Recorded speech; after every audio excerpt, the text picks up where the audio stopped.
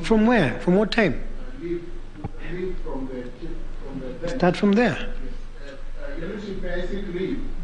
Just make prayers. Senior Counsel, we agreed on the ground rules yesterday. Your time is up.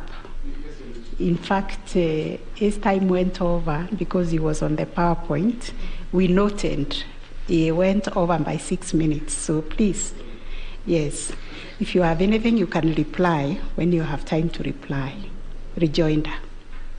It's okay, Your Lordship, I appreciate it.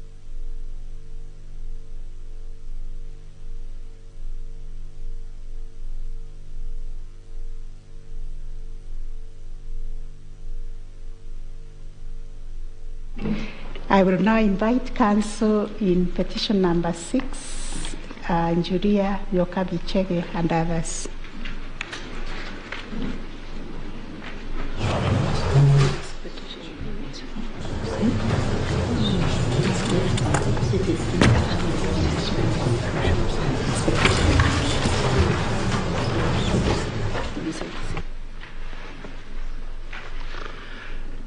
May it please, Madam Chief Justice, Deputy Chief Justice, and other members of the court. My name is Kibe Mongai, appearing with Ms. Wairi Mukeru for Julia Yokabi-Chege and 3 others. First of all, let me say that I'm very happy to be responding last, and particularly to have had that very good presentation by my long-term friend, Mr. Okiom Tata.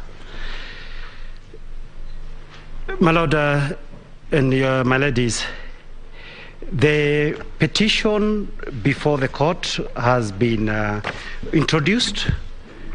The petition is dated 22nd of August this year. It is supported by 2 affidavits, an affidavit sworn on 22nd of August by Julia Chege, and a further affidavit that she swore on 28th of August 2022. We have done submissions which were filed on the 30th of August 2022. That is when they were stamped. And we have also done a bundle of authorities as required. Now, having introduced the pleadings that we have filed, I wish to,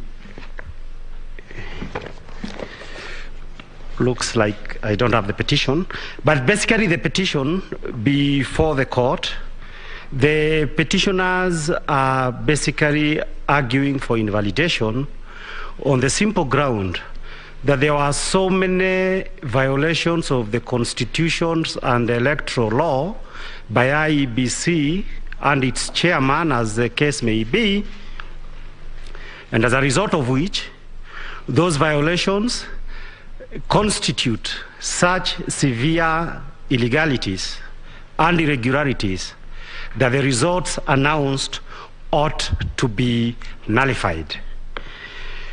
We have pointed out, for purposes of the specific issues raised by the court, we want to dwell with issues number 6 to 9 that were identified by the court.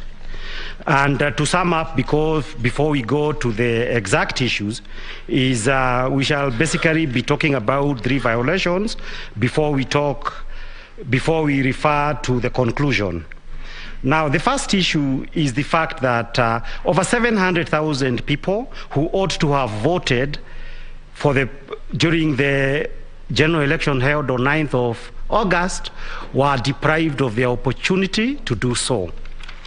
Number 2, we shall be arguing that the 3rd respondent, that is the Commission,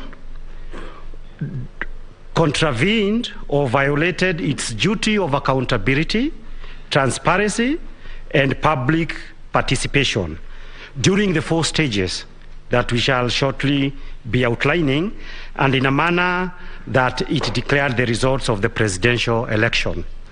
The 3rd issue that we shall be referring to is the fact that the 3rd and 4th respondents violated the procedure set out in Article